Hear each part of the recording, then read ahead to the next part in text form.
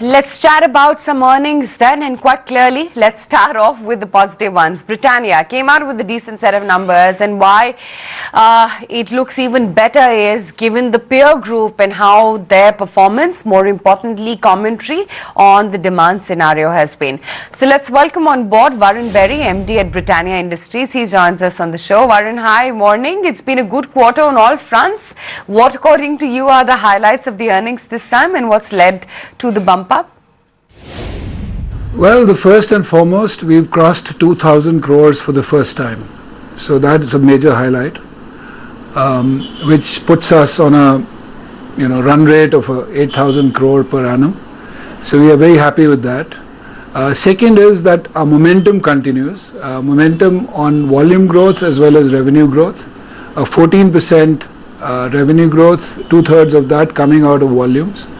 So feel very happy about that. Third thing, of course, is that profitability, profit growths are much ahead of the revenue growths, which gives us more profitability. On a consolidated basis, our net income has grown by 200 basis points. So feel very good about that and hope to continue with that as well. So there is momentum on, as you know, there's momentum on revenue, there's momentum on profit, and there's momentum on share, because if you look at the total market as reported by Nielsen, is growing only 5% in revenue terms and 1% in volume terms. So overall, I would say this is the golden triangle for me, which is revenues, profit, as well as market share.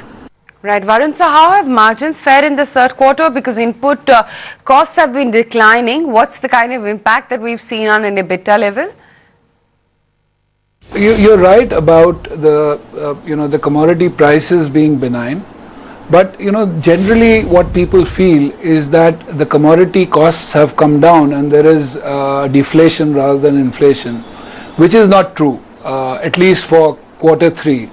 In quarter 3, our commodity prices went up by the overall basket of commodities that we went up by 5%, which is very good, because I don't remember a quarter where commodity prices have gone up only by 5%, and we are hoping as we go forward that it would become even better, because with fuel prices coming down, things could only become better.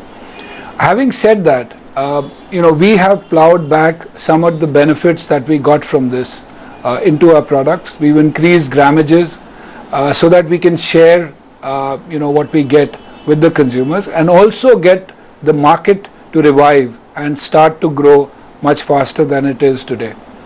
Varun, good morning. You've made some shifts in product portfolio for Britannia. How much of cost savings has that led to, and what products or which products is the company focusing on going ahead? The company, as I had said in my earlier interviews as well, we are focusing on 5 pillar brands. Having said that, you have 2 questions there. One is which brands are we focusing on? Second, with the new products coming in, is our cost coming down? Well, with new products coming in, costs don't come down, because these are really premium products with high quality ingredients. So costs only go up, but as you must have noticed, these are premium products and are being sold at a premium to what's available in the market. So we've launched 2 new products. One is NutriChoice Heavens, which was launched about 2 months back, and Good Day Chunkies, which was launched about a month and a half back. Both are in the market.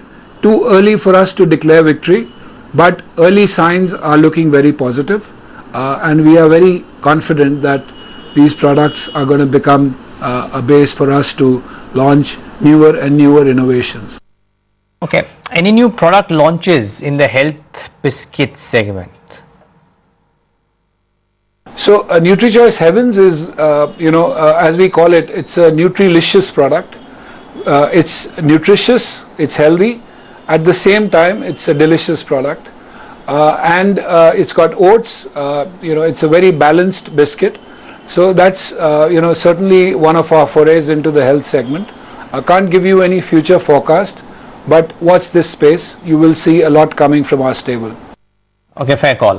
Now, let's talk about from individual pockets. Let's talk about other expenses and ad expenses. How have they been in the third quarter? And give us a guidance, more importantly, on ad spends going forward, as I believe competition, as you yourself said, actually, is only rising. As far as ad spends are concerned, we've rationalized what we spend and what we don't spend on. So clearly, one is the 5 pillar brands that we want to have substantial spends going behind. Second is we are looking at spends that are not working hard enough for us and transferring them to areas which are in the area of brand building for the future. So if you look at ad spends, sequentially they've gone up versus Q2. However, the growths versus the same quarter last year are not substantial. That's because we've been able to rationalize some of our non-working spends and plow them back into the areas where we wanted them to be. Mr. Berry, so good chatting with you. Thanks much for joining us and walking us through Britannia's performance. More importantly, hope you maintain the good performance in the future quarters ahead as well. GSPL, let's also talk about those